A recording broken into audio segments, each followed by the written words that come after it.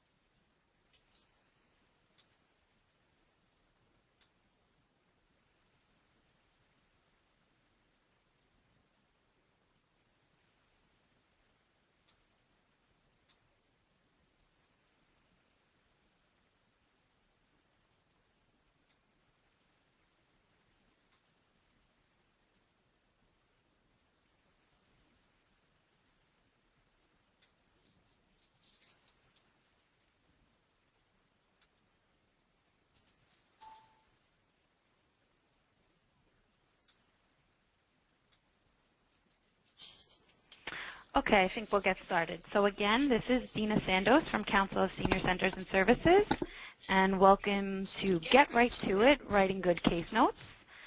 This webinar is brought to you in partnership by the Association on Aging in New York State Coalition on Aging, Council of Senior Centers and Services of New York City, and the New York State Office for the Aging. So just a few logistical things before we get started. Everyone is muted on the webinar, so if there are any questions or concerns, you can write in on the question pane, which is on your webinar panel. And you can enter questions throughout the webinar, and the presenter here will do their best to answer them. At the end of the webinar, there'll be a short survey that'll pop up on your screen automatically. It should just take a few minutes, so if you can just fill that out, that would be great because your feedback is very important to us. And the webinar will be recorded, so the session along with the PowerPoint that will be presented will be uploaded. And that information, it will be on the website, which is www.agingny.org. And that's under the Education and Events section under the webinars. So now we are pleased to have Roberta Hershey here, who is an adjunct professor at the Fordham University Graduate School of Social Service and Wurzweiler School of Social Work at Yeshiva University. And I will turn it over to have her begin. Thank you, Dina. So hello, everyone. And we're going to talk today about case notes, a little about myself. I have been in the field for a good 25, 30 years and started as a caseworker and then was an administrator for many years, besides now teaching social work. So case notes and documentation in general have been a major part of my life. So both learning how to write them myself and also helping as a supervisor, helping my staff to write better case notes, and as an administrator, making sure our case notes met regulations and requirements. And now I talk about documentation, of course, to my students in graduate school. So I also was an English major, so I have to tell you I like to write. And so my students worry about that because I know where all the punctuation is supposed to go. But we're going to talk about that today too, so everyone can face what their particular challenges are in writing and how to improve your skills in a variety of ways. I hope you will take away some insights from today's presentation. And without further ado, let's launch right in. So here I am, by the way. So you have a face for a voice.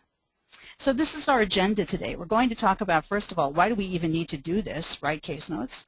We're going to talk about how we do it, which is a focus, getting focused. We're going to talk about case note content, keeping it relevant and concise. Really important, all important parts. We're also going to do the third point there is what you bring to the process. We're going to talk about your observational skills and your writing skills, and those are both areas where you can also address professional development and learn to improve both your observational skills and your writing skills. And then after that, we're going to actually get into some more detail about writing notes. I'm going to give you a sample that you can actually use as an outline, a sample outline for you to use when you think about writing case notes. And then finally, in my other than professor life, I am a therapist and also a coach, life coach.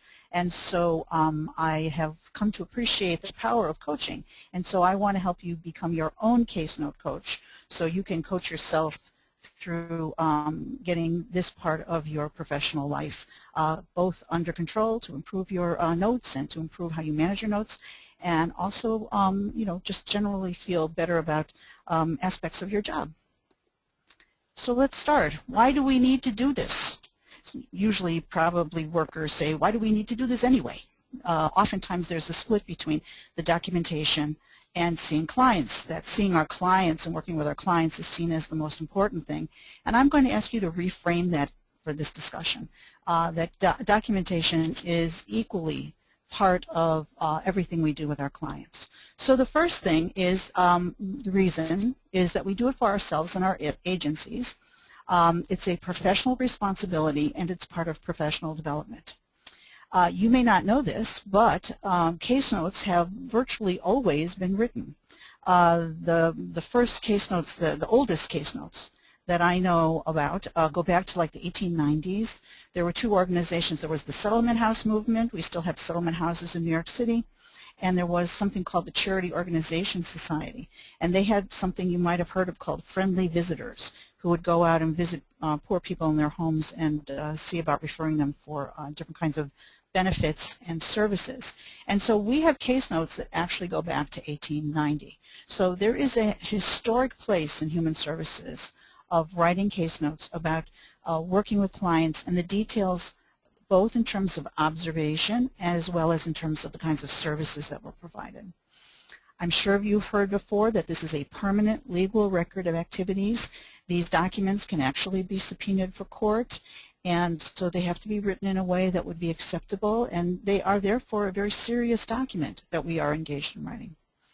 It's also the third, an orderly and systematic management of your caseload.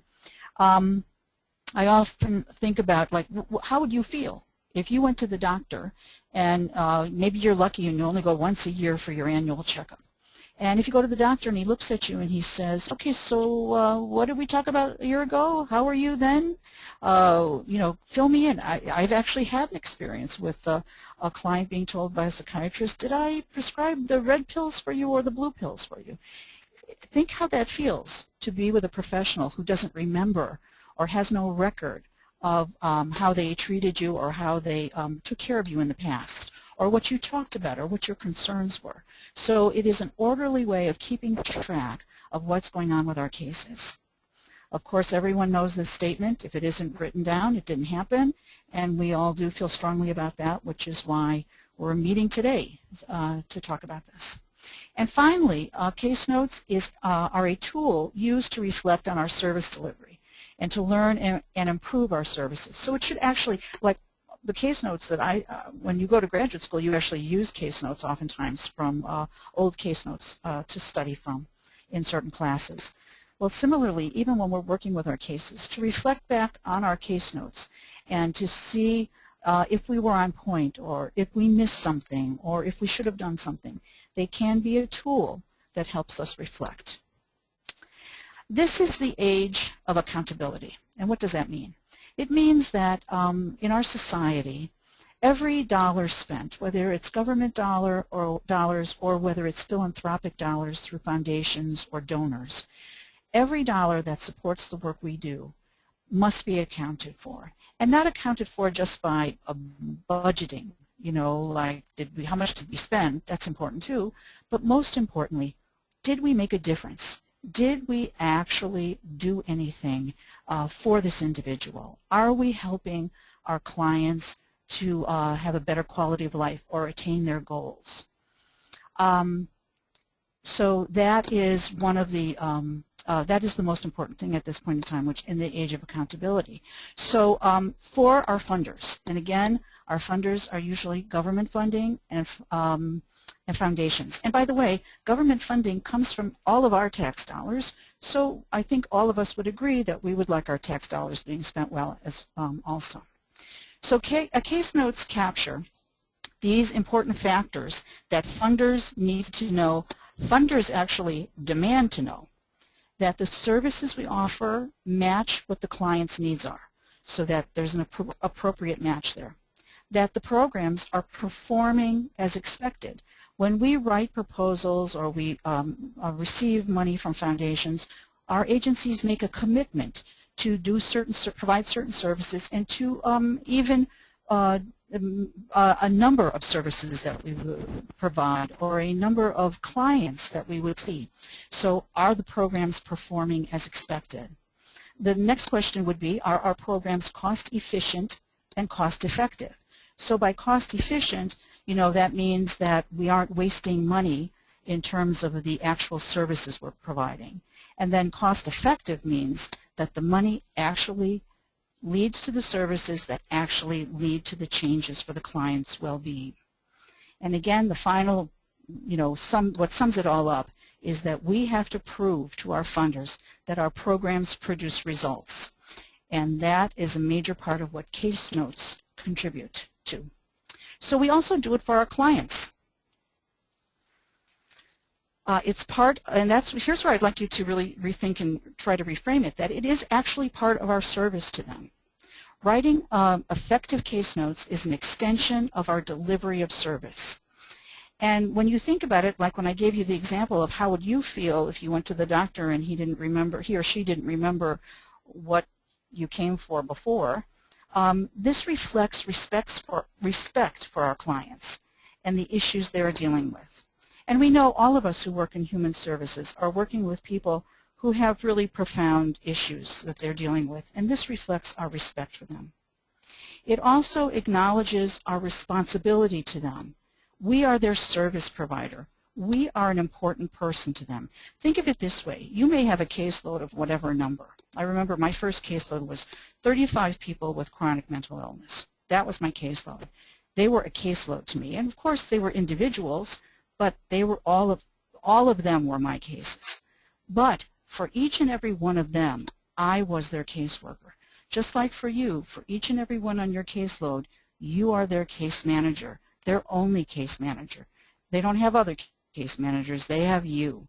And so you are really important to them, and we have a great deal of responsibility in that role as their service provider. Also, good case notes honor the relationship we have with them. And they are telling the lives they're sharing with us. They're telling us their stories. They are sharing intimacies with us. They are sharing themselves. The clients you see may be frail, in a diminished state from what they knew they once were. And they are letting you into their lives. They are talking with you. They are sharing their lives with you. And this honors that relationship that we have with them. Okay, and finally, the why we do it is for you. This is an opportunity for you to learn. Writing is a form of communication, and this is your chance for further professional development. If you're, some of you may be planning a lifelong career in human services, and that I can tell you, having been a director for many years, that writing skills are critical for your success. And if you have ambitions in the human services to become a supervisor, a program director, or even higher, writing skills will be critical for your success. Now, if you're thinking of another career, still, I have to say, chances are good that writing skills will be necessary for pretty much any career you choose.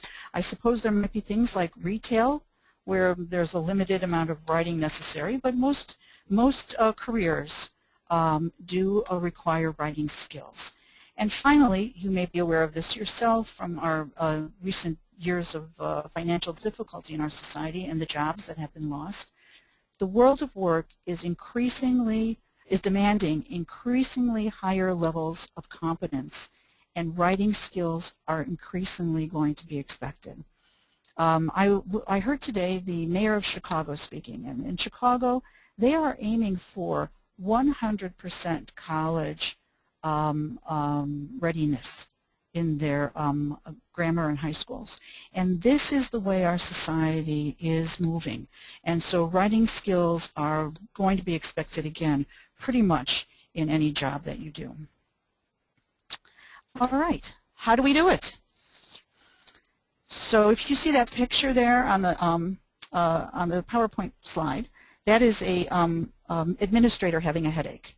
But then again, it may be you having a headache, because writing, it's a complex, contradictory, it can be very contradictory to write case notes. We have to get focused, and the reality is that different funders have different case note requirements. Depending on who's funding the work you do, that will lead to what they will require in a case note. Then different supervisors may have different expectations for case notes. And then finally, different workers might interpret the requirements and expectations differently. So you've got all these influences on how you write a note. You could ask a colleague about what do they think, how do they write a note, and that person could write a note differently than what your supervisor would expect. So it can be very complicated. So there's one thing to do to get clarity of expectation.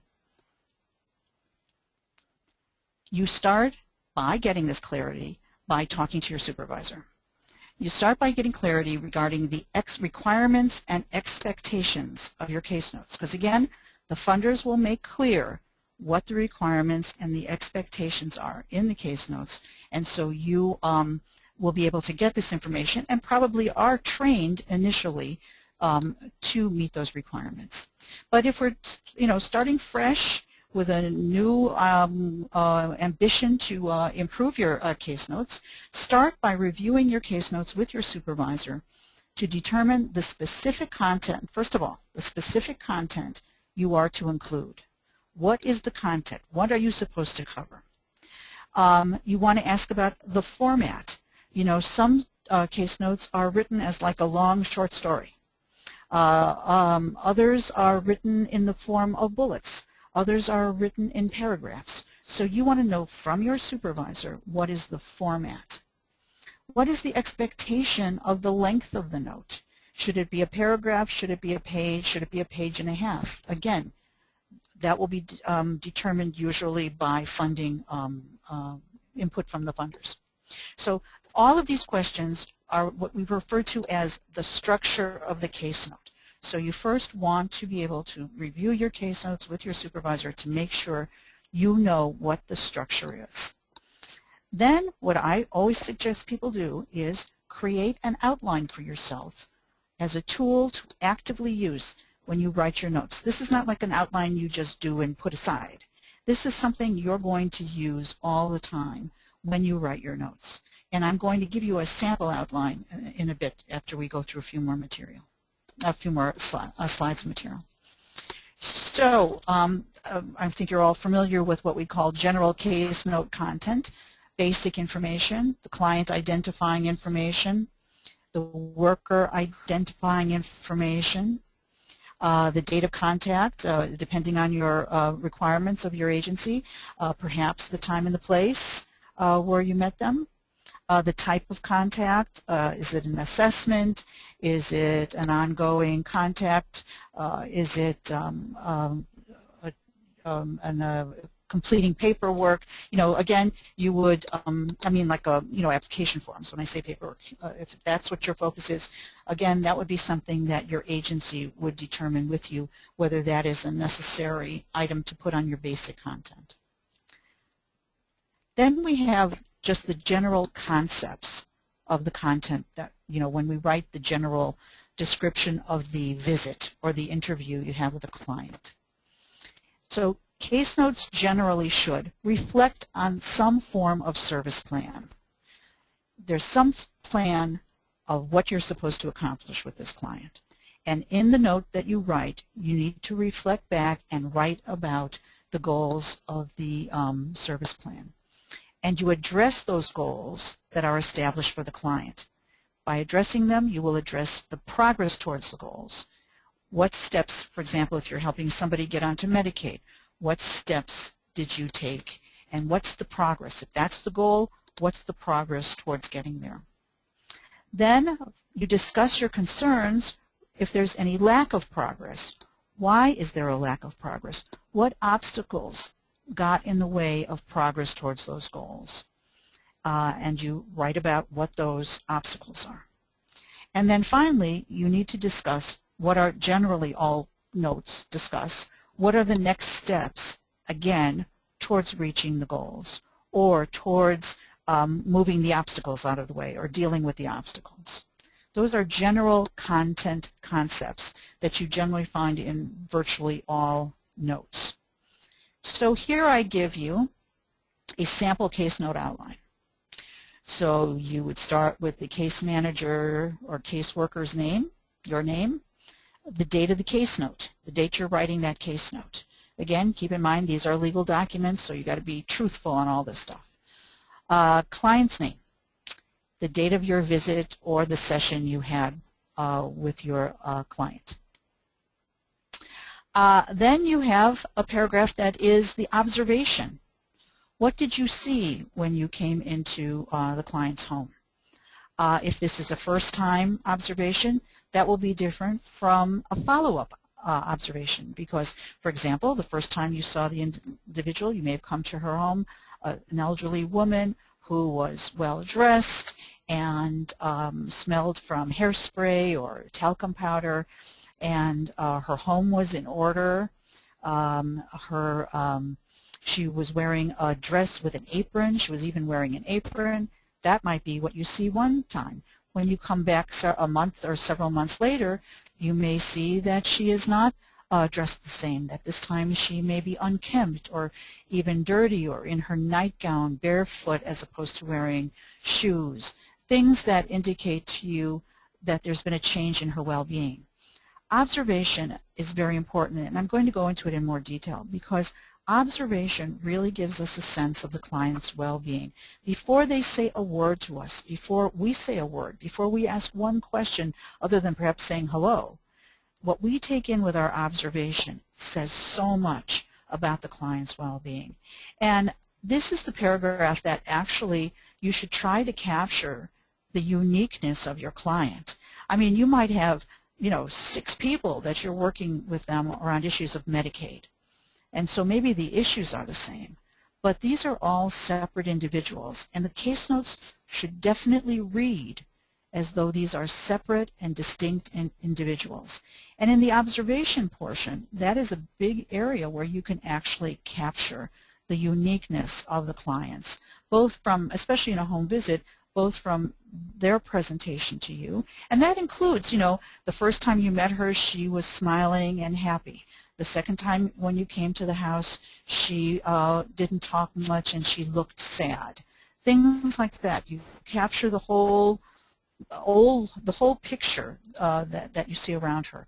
And so this is where you can really distinguish one person from another and really capture the uniqueness of each of our clients. Usually we have a statement about the purpose of the visit. Then the topics discussed, and again, there may be various topics, but all of them should relate to that service plan, the goals that were established to be accomplished with this client. You discussed the movement towards the goals since the last visit, or again, differently if it's initial, and then obstacles towards the progress regarding the goals.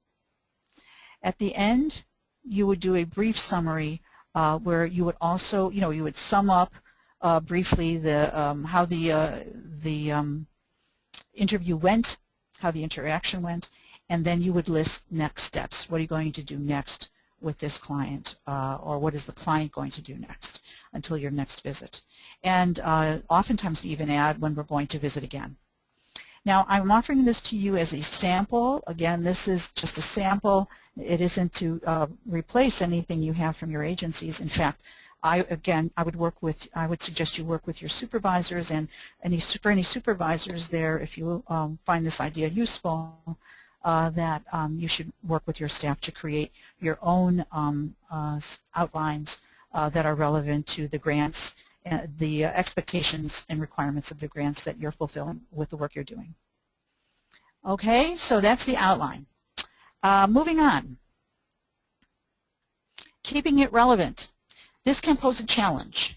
Some of us like to write a lot, and so this can pose a challenge in writing case notes. Again, the reason I suggest an outline is that an outline was going to keep you focused.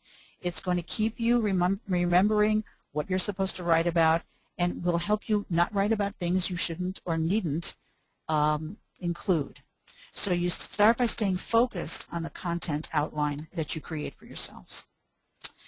Only add other new issues if they pose an obstacle or challenge to making progress. So if you have your goals, you don't want to just add for no reason new issues that you're discussing. Unless there is a new goal that has to be set, then that's a different story. But mostly people might add things that they just pick up on that they'd like to address, but they may be irrelevant to what the focus of the service is, the goals that you're trying to achieve. So only add other or new issues if they pose an obstacle or challenge to making progress towards those goals. Don't add personal opinions stated as such. If you have an observation, for example, that a person, this comes up, you might have believe that a person's been drinking.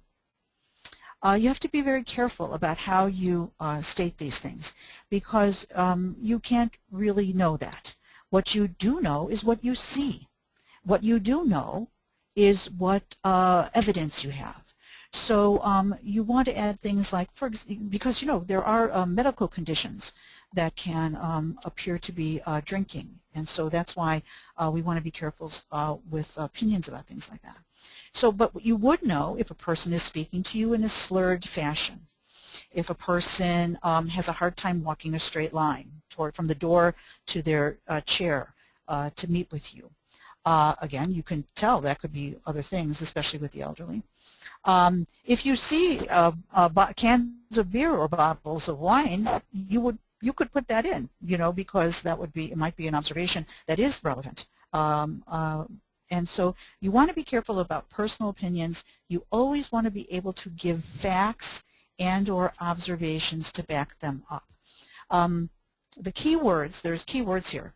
You want to always think as evidenced by, as evidenced by. I learned that phrase from an auditor when I was a young caseworker, and that always helped me in writing case notes, that when you go to offer an opinion, you can have an opinion, but you have to then think how you're going to write it, and you can even use that phrase as evidenced by the empty beer bottles or the empty wine bottles holding a glass filled with wine, or there's a glass next to her that's half filled with wine. Things like that would be evidence. And even then you would say, it appears as though the client has been drinking. So you want to be careful with your opinions, and sometimes kind of fudge them by it seems to or it appears to, and then add the facts or observations to back them up. Also, don't diagnose. There's only certain people who are given the have the credibility or the sanction by our society, let's put it that way, to diagnose. And so if a person, don't say a person is suffering from depression. A person seems depressed. We use depressed as a descriptive word. You could use it as a descriptive word. But be careful, because we don't want our staff diagnosing when it won't be, again, we're dealing with legal documents, and it wouldn't be appropriate place for case managers or caseworkers to diagnose. Okay, so we're working on keeping it relevant. Now, what you bring to the process, you bring a great deal to the process. And first and foremost is your observational skills. So, observational skills, I've been around, so I happen to believe that observational skills make for success in life for everyone. But for those of us who work in human services, observational skills are an essential asset. Observation informs us about our clients' health and well-being. As I said before, a word is spoken. And if you don't feel that you have strong observational skills, or if this makes you nervous, don't worry, because these are skills and that actually can be learned and can be developed. So I'm going to go into that to try to give you some suggestions on how to improve your observational skills. So first of all, the question is, how observant are you? How observant are you in your work with your clients? And we all have to start by an honest and conscious assessment, a realistic assessment of ourselves. So you can make the decision to be just you. You can do that starting tomorrow. You can do it today. You can do it this afternoon as you're sitting in this webinar. Make a conscious decision to be more present. And one of the ways I suggest is just be more aware using all of your senses. So as you're sitting there, what do you see? What do you hear? What do you smell? And what do you feel? And by that I mean touch. So to use those senses to be aware of what's around you all the time. So I actually have an exercise that I suggest to people.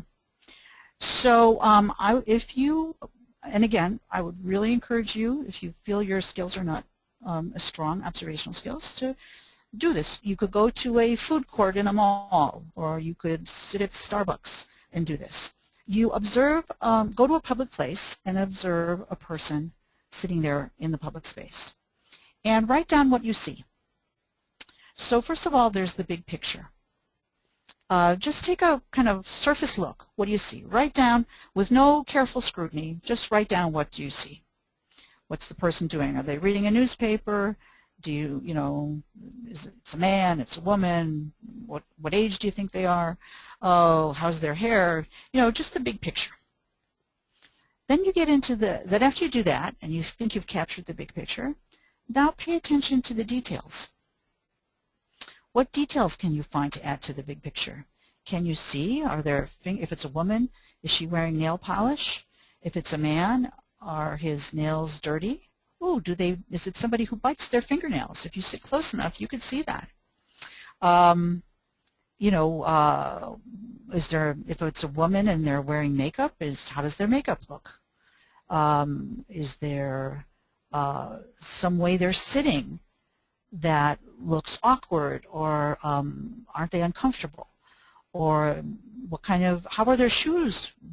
Are their shoes worn down in a way that tells you something about them? The idea is to see details that tells you something deeper about them. It's a way of thinking deeper, observing more deeply about people. The big picture tells you generalities. The details start telling you things that actually may be clues to telling you things about these people. Then after you've done that, you should get up and try to change your seat and look at them from a different angle and see if there's other details that you missed. Like you didn't notice, since you're sitting on that side of this person, that their coat is dirty, actually very dirty or ripped on that side, or their pants are ripped on that side. These are the unseen details that you won't see unless you change your perspective and change your lens, what you can view of this person. So you do this, and then ideally it would be, might even be fun if you did it with a colleague or a friend. And then you can sit down and compare your notes with each other and see if there was anything you missed. See if your colleague or friend missed anything. Learn from each other about how you really honed your observational skills to find all these details.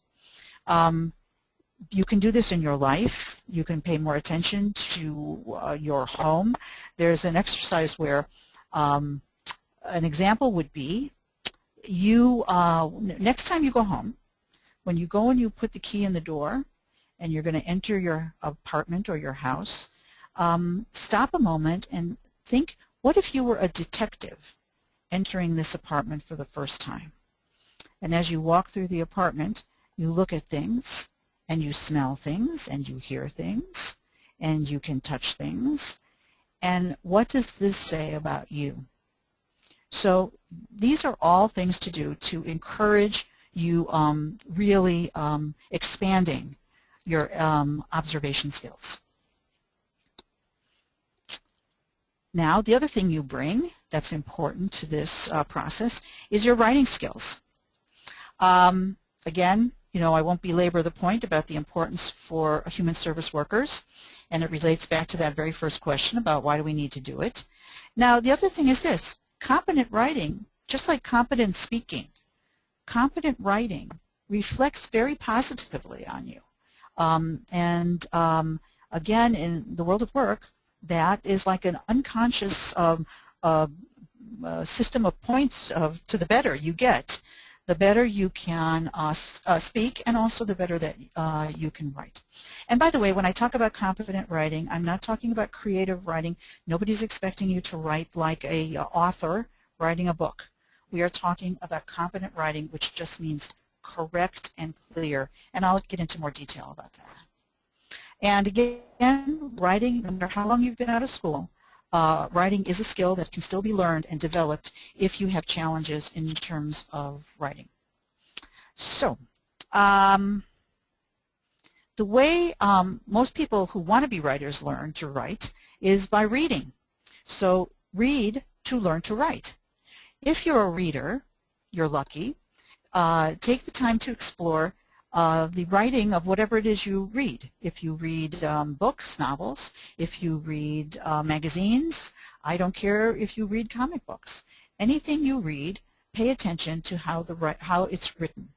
And if you aren't a reader, or even if you are a reader, another way of doing this is explore a newspaper. Get yourself a newspaper and read it and explore it. Learn from it. Do know that most newspapers, like the ones with the pictures, the tabloid newspapers, those are third grade reading level. And even the newspapers, I know because my students feel very intimidated by the New York Times or the Washington Post or the Wall Street Journal, but even those newspapers are at a 6th grade reading level. So try not to feel intimidated. And I say that because I know how my students react when I force them to read the newspaper. But for you, I'm suggesting it, that you explore the newspaper, and this is why. What you will find when you read a newspaper article is that the sentences are simple. The words that are chosen are simple. Paragraphs have a focus, and they break up the writing with a special focus. Like you could read a paragraph and think afterwards in a newspaper article, oh, what was the focus of this paragraph? Then read the next paragraph and ask yourself, what was the focus of this paragraph? And you'll see that the focus will be different as paragraphs go. And then also the general style of the newspaper is usually very businesslike in tone, and that's what we're striving for. Businesslike is another way of saying a professional tone in your writing. Okay, so we're getting ready to write. When you're getting ready to write your case notes, first of all, everyone should have a space. Set up your space. And I know some people work on computers and some people work with forms, case note forms, so I'm going to generalize this. And I know some people like to curl up on the bed and write notes or write in bed on their computers. First of all, you have to follow the regulations and rules, the policies of your agency in terms of when and where case notes are written. So I'm mostly going to address this as though you were writing case notes in the office, because actually that's probably where they're best written because of confidentiality. I was recently on the subway sitting next to somebody from one of those agencies that do home visits for health care, and a person was doing their notes right next to me on the subway on their laptop. And I was sitting there and I turned to this person and I said, oh, I see you saw Mr. Hernandez today, and what was that you did? Oh, you checked his blood pressure. And I, being based on my experience, I said to this person, you know, you're in a serious violation of confidentiality. And she said, oh, I didn't know. And I wasn't kind, but it bothered me because it was an affront to the respect we have for our clients. So the important point of writing case notes is confidentiality where you are writing them. But also, it's also for you. So what you do is first you get organized. You gather your tools together, your paper or whatever you need, paper, case note forms, notes, pencils, pens, laptop case files if you use your case files to write your next case notes. Also, make yourself comfortable. Make sure you have a good chair, you know, that's comfortable. Make sure you have your coffee or your tea or whatever it is your beverage is. If it helps you to take off your shoes, take off your shoes. Make yourself comfortable. And before you sit down, get all distractions out of the way. Go to the bathroom, have a snack, wash your hands, whatever the distraction can be. You want to just get them out of the way before you start. And, you know, turn off your phones if you can. Again, if you're at work and you have to have your phone on, do your best to minimize the distraction of your phones or any other kinds of technological distractions. Then you sit down to open your first case, and you still don't write. You start by, after your space, you start by thinking before you write. The ideal situation is to reread, if possible, your previous note. And I just put that if possible in because I know there are certain agencies that work with certain organizations certain populations rather, that for the grants, the material goes directly into government databases. So the best thing is to reread your previous note because that will tell you refresh your mind about the goals. It will tell you where you left off. It will tell you ideally what you were supposed to do, what the client was supposed to do before you saw them again. You know, ideally you read your notes before you even make your home visit. You want to reread your note because that will influence the focus of your visit. So reread, if possible, your previous note. Then we go back to that outline again. Refer to your outline that you've written for yourself for clarity. Consider the key facts, the observations of the client, and any information, and identify key themes, which is like the purpose of the session, the goals, the progress, obstacles to progress. Do all that thinking before you write. Then you start to write.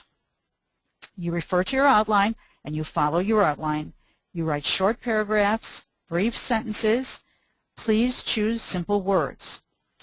I always say to my students, if I don't know what this word means, I know you don't know what this word means. And so a lot of people reach for that 50-cent word when a 5-cent word is perfectly acceptable. So choose simple words. Use a professional style. No contractions. You know, don't use isn't, can't, wouldn't.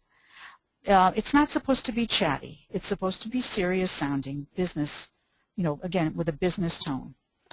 And keep it concise and to the point.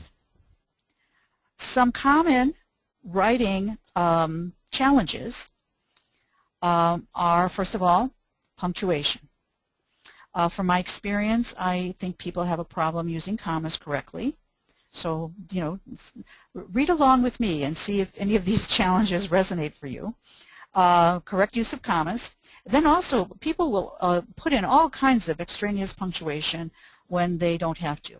And I've listed everything there. Semicolons, colons, dashes, apostrophes, parentheses, the and sign, and quotation marks. So don't use extraneous punctuation. But maybe you do. I mean, we're first identifying the challenges. We'll get into what to do about the challenges, but these are the challenges. Grammar, use of verbs with plurals. Especially if people write long sentences, they kind of lose themselves. And suddenly they started writing about a singular person, and that person becomes a plural with the verbs they're using. So you want their they, is, we, has, you want your verbs and to match with your singular or plural, the subject of your sentence. Also, people forget to, they think in the past tense, but they forget to add the ed to make the word in past tense. Another common writing challenge is spelling.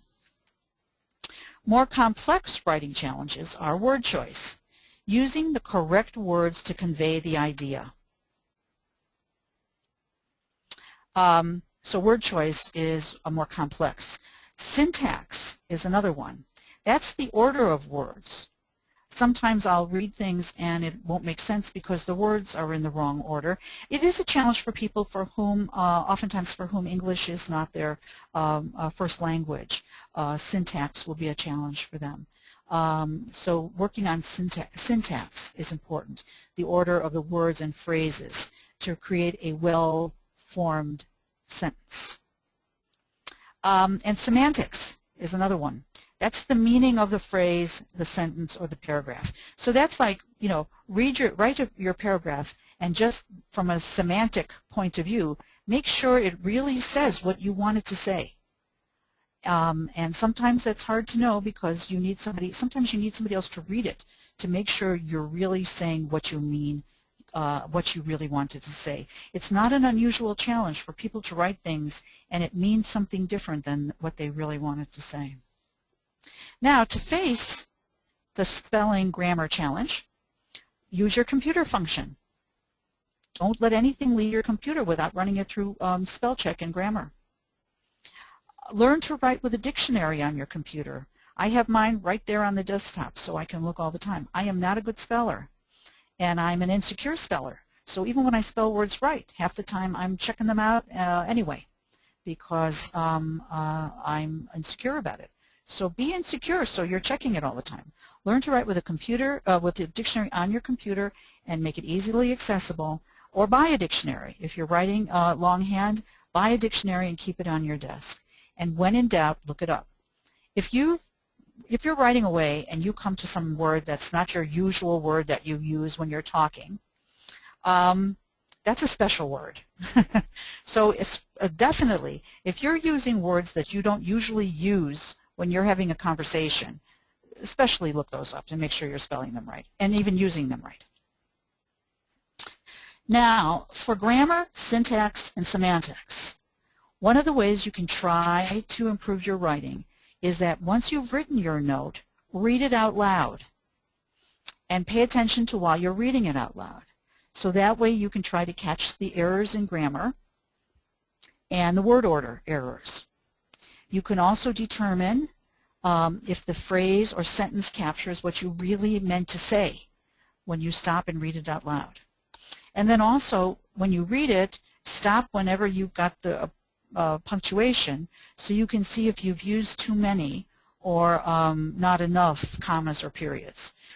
People often write in long, complex sentences that would be better read and clearer if they were simple sentences and instead of commas, more periods.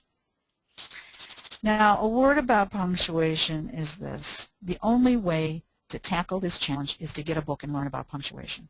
There are very simple books on punctuation where you can really learn when to use commas, something called a comma fault, which I think they call it comma split now, which is essentially you, instead of using a semicolon, you use a comma, so it kind of just runs together. When to use a semicolon, when to use a colon. Again, those are examples of punctuation that people use too often and incorrectly. And how to appropriately use quotation marks and periods. Now for writing, there are resources. There are tons of books, basic books, available to learn punctuation, grammar, and writing style. And you don't even have to buy any books anymore. You can go online. Purdue University is the one that we send people to in graduate school. It's very easy to go online. There are writing centers. Purdue University has a writing center. You can find things online that will teach you about writing. You can also buy books so you can study how to tackle punctuation, grammar, and writing style. I often encourage people to take a course in basic business writing. These are courses you can find through community colleges and adult continuing education. So this isn't like, you know, this is something for adults, and it's got a very narrow focus, but it's basic business writing, which will essentially teach you how to write the basic needs for your career in either human services or anything else you want to move on to. So finally, I want to help you become your own case note coach to keep yourself going, and because it's going to be, certainly if you're you're going to stay in the human services field, it's going to be there for your entire career. So first of all, the idea is to set goals for yourselves. So for example, have you ever stopped to calculate how many case notes do you need to write? Now, if some of you are behind, you have a special project to catch up. So how many do you need to write to catch up? But in general, how many do you need to write to stay current each week? Then you do something else. You time yourself. In order, you first calculate, say, I'll use my initial caseload example. When I was a caseworker, first became a caseworker, I had 30 cases, and I had to see them every week and write a case note every week. So the first thing you do, after you know that, is how many notes can you write in an hour? You actually, at some point, sit down and time yourself. How many notes can you write in an hour? Let's say with a caseload of 30, you could write 5 notes in an hour. That then will tell you how many hours of writing do you need to do each week to stay current. And again, using the example of 30 case notes, 5 notes an hour, that means 6 hours of writing a week. Then you got to think about, I hope you're all with me. I can't see your faces, so I'm hoping you're all with me. That's a simple math problem, so I don't think that's too tough. So that's how you start, by figuring that out. Then you think about yourself. How long can you sit still and write case notes? Are you working in some place where it works for you to sit down and do it at 3 hours at a crack? Or are you a person that can do 1 great hour but then needs to take a break and do other things? Does your agency have any kind of guidelines or structure for writing case notes? You have to take all that into consideration. And then what you do is move on to case note time management. So if you know how many notes you have to write in a week to stay current, and you know how many notes you can write in an hour and how many hours of notes you're going to have to write, you can actually schedule case note time on your weekly calendar. Whatever form you use, a date book, your phone, or your computer, you can block out times for case notes. When are you going to do your case notes? You actually, if you need 6 hours of time in a week, you do it, again, the way it works for you. Maybe you're one of those 2 or 3 hour at a time person. Well, find your 2 or 3 hours to block out to do your case notes. Otherwise, you've got 5 days in a week. Split your 6 hours among the 5 days that make sense to you. Manage your time, and that way you will be able to get your work done during the week. Ideally, you would get your work done during the week. So that would be the way of managing your time to get your work done and create structure for yourself. So, because if you, everyone has fallen behind, and everybody knows how that feels, and then and it's a hole that it's very hard to dig out of. So, getting yourself structured with case note time management as soon as possible is really important. Memory helpers. It goes without saying that if you can write your case notes immediately after a client visit, it'll be the easiest for you, as your memory will be the sharpest. You'll remember everything, and those are the notes that are easiest to write. If you can't write them immediately, then you need to take some brief notes to remind yourselves of things. And that's where your outline can come into use again. Take your outline with you and use it to write, use buzzwords and phrases to remind you of the relevant details. And again, you don't have to just trust your memory. If you take some notes, and especially using the outline, you will be in good shape when you have to sit down and write your note if you can't write it immediately. So in coaching, we're very big on people finding rewards for themselves. So these are rewards. Whatever is your particular reward, usually in the area of shopping or food, or giving yourself an award. Something you should think about is to reward yourself, because you have worked hard to catch up, or you're doing really well at staying current, and most importantly, perhaps you're making progress in improving the quality of your case notes. So when you do this, first of all, of course, you should share the good news with your supervisors, but you should also brag about yourself. It is a big thing. People, when I was managing staff, when people are behind in their case notes, it follows you as, it's like a burden that follows you. It takes a little of the joy out of your life, let's be honest. And so when you have learned to write more efficiently and effectively, and to write them quickly, to also find a way to schedule your time so you're getting them done on time, this burden lifts from you. And you should brag about yourself because you have mastered the skill of time management, which is also something that is really important in pretty much any field, but definitely in our human services field. So you should do something good for yourself, pat yourself on the back, and then you can be bragging because you have accomplished your mission and your case notes are better and on time. And that said, if there's any questions, I'd be happy to answer any questions. And if not, thank you for your attention. I hope that I wrote this PowerPoint in a way that would be a resource for you. So I hope it will be a resource for you. And I wish you good luck and happy case note writing.